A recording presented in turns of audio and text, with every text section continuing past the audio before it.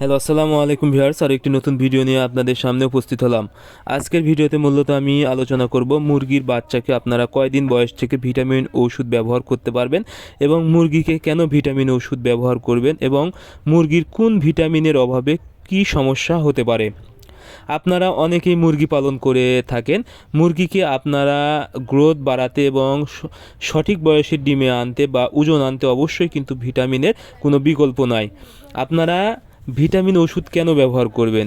আপনারা কিন্তু মুরগিকে অনেক সময় ফিড দেন, কিন্তু ফিড দেওয়ার ফলে যে মুরগির বিভিন্ন ধরনের ভিটামিনের প্রয়োজন সেটা কিন্তু পূরণ হয় না। এজন্য অবশ্যই এই ভিটামিনগুলো পূরণ করতে আপনাদেরকে ভিটামিন ওষুধ অবশ্যই দিতে হবে। এখন আমি আলোচনা করব আসলে কয়দিন বয়স থেকে আপনারা ভিটামিন ওষুধ দিবেন।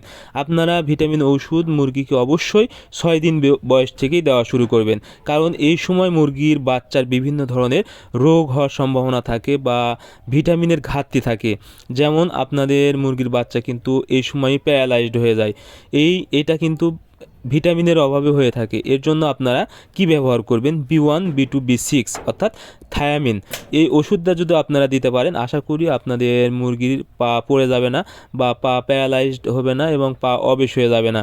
এই জন্য অবশ্যই আপনারা 6 দিন বয়স থেকে 11 দিন বয়স পর্যন্ত অর্থাৎ 5 থেকে 7 দিন এই ওষুধটা আপনারা ব্যবহার করবেন একবেলা করে।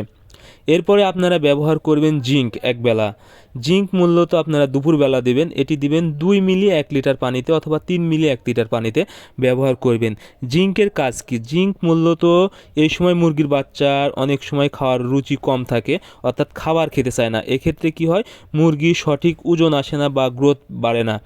সেক্ষেত্রে আপনারা কিন্তু ভালো ওজন পান না সঠিক বয়সে এবং সঠিক বয়সে কিন্তু ডিম দেয় না। এতে উৎপাদন খরচটা আপনাদের বেশি পড়ে যায় এবং আর্থিকভাবে ক্ষতিগ্রস্ত হয়ে যান। সেক্ষেত্রে যদি আপনারা জিঙ্ক ব্যবহার করেন তাহলে মুরগির খাবারের রুচিটা ঠিক থাকবে এবং মুরগির শরীরে অনেক সময় লোম গজায় না, সেক্ষেত্রে কিন্তু জিঙ্ক লোম গজাতে সাহায্য করবে। এই জন্য আপনারা এই সময় অবশ্যই আপনারা জিঙ্ক ব্যবহার করবেন 3 মিলি 1 লিটার পানিতে। এরপরে আপনারা ব্যবহার করবেন এডি অথবা ক্যালসিয়াম। এডি ব্যবহার করবেন কেন? এডি মূলত মুরগির গ্রোথ বাড়াতে সহায়তা করে এবং মাংস উৎপাদন অনেক বৃদ্ধি করে।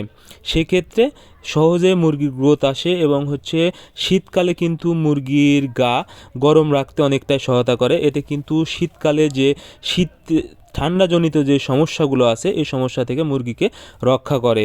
এই জন্য অবশ্যই আপনারা এই 6 দিন বয়স থেকে 12 দিন বয়স পর্যন্ত, 11 থেকে 12 দিন বয়স পর্যন্ত, 5 থেকে 7 দিন অবশ্যই এই ভিটামিনগুলো ব্যবহার করবেন। এরপর থেকে মুরগি যখন বড় হয়ে যাবে নিয়মিত আপনারা কি খাবেন? জিঙ্ক। এটি আপনারা মূলত 15 থেকে 20 দিন বয়স পর পর অবশ্যই জিঙ্ক যদি দিতে পারেন তাহলে মুরগির খাবারের রুচি কমবে না বা খাবারের রুচি ঠিক থাকবে। এরপরে যখন আপনাদের মুরগির ডিমের প্রোডাকশনে আসবে তখন অবশ্যই কিন্তু ডিমের প্রোডাকশান ভালো পেতে অবশ্যই আপনারা ভিটামিন ওষুধ ব্যবহার করবেন। বিশেষ করে যখন ডিমে আসবে, ডিম উৎপাদনের জন্য অর্থাৎ ডিমের ছাঁচি তৈরি করার জন্য ইসেলের কোনো বিকল্প ভিটামিন নেই।